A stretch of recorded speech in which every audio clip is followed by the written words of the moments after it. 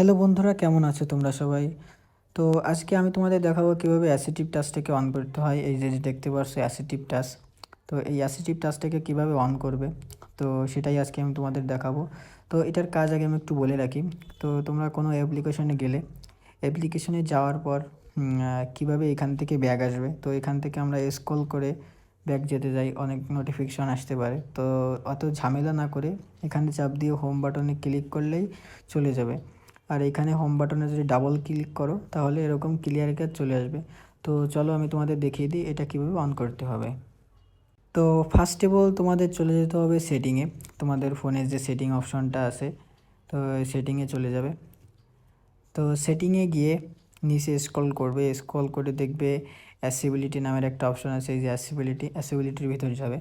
অ্যাসিবিলিটির ভিতর যে আবার একটু নিচে স্ক্রল করবে, এখানে দেখতে পারবে টর্চ নামে একটা অপশন আছে, টাচ টাচ। তো এটার উপর ক্লিক করবে।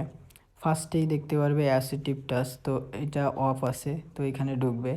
তারপরে আবার ফার্স্টেই দেখতে পারবে অ্যাসিটিভ টাচ, এটাকে অন করতে বলতেছে, তো এখান থেকে অন করে দিলেই আপনাদের অ্যাসিটিভ টাচটা অন হয়ে যাবে। তো আমি এখান থেকেই অলরেডি বাইরে চলে যাচ্ছি।